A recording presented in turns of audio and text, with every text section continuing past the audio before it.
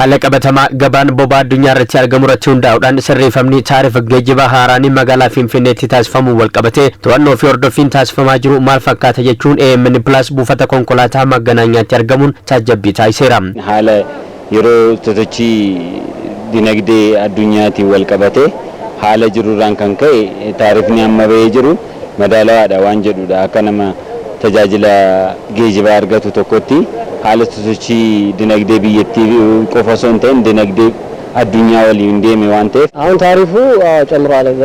amma taarif dabaleera ani boolii bulbulaa waan jiraadhuu fi yeroo ba'uu fi galuu taarif waliin fakkaan yeroo kaffalutti jira. Hanqinni kun sirrachuu qaba. Daballeen jiru kun seeraa hojiirra akka ooluu fi to'annoo fi hordoffii walirraa hin cinne taasifamuu qaba jedha. Namoonni keenya baay'een isaanii hubannoo hin qabani dabalee dhabuudhaan kan dabalan jirani haalli geejjiba jiru waan gaarii amma argutti haa ta'u malee iddoo tokko keessatti rakkootu jira. Lakkoo kana immoo ummata hubachiisaa deemudha wanti guddaani. Moor namoonni hubatanii gaaf deemanii haala jiru haala nageenya addunyaan keessa jirtu boba'aan immoo biyyoota alaarraati kan inni dhufu. Konkolaachiftonni buufaticharraatii gara magaalaa Finfinnee kallattii adda addaatti imaltoota deddeebisan yaada laataniin taarifni haaraan bahe hojii keenyatti jabaannee hawaasa akka tajaajilu nu taasiseera jaaniiru.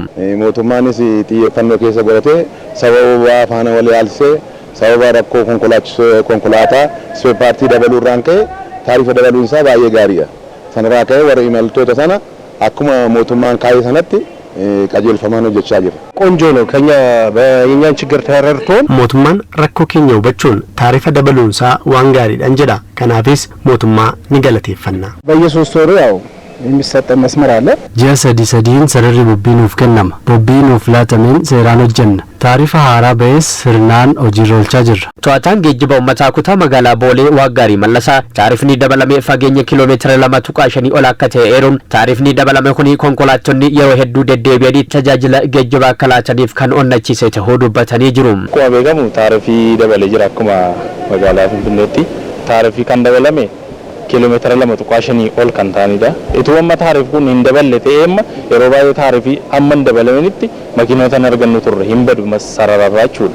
Amma sababii isaaniif dabaleef gammachuu guddaa itti dhaga'ame baay'inaanis hin deddeebi'u sarara isaa irratti argamanii hin hojjetu. Itoo hin rakkatin bakka yaade bakka tokkotti sosocho'uu danda'a. Waajjira geejjibaa fi daandii kutaa magaalaa Booleetti itti gaafatamaan bobbii fi to'annoo obbo Roobaa Lammaa taarifni geejjibaa dabalee haala qabatamaa addunyaan keessa jirtu irratti hundaa'uudhaan kan dabalame ta'uu himanii uummannis dhimmicha hubachuu kaasuudhaan daballii kana sababeeffachuudhaan kanneen taarifa kaa'amee cabsanii argaman irratti tarkaanfiin fudhatamaa kan jiru ta'uu dubbatanii jiru. ካለው ነባራዊ ሁኔታ ከዓለም ጋር ተያይዞ ስለሆነ የጨመረ daballiin taarifaa taasifame haala qabatamaa gabaa boba'aa addunyaa irratti hundaa'uun uummanni keenyas dhugaa kana nuuf hubateera.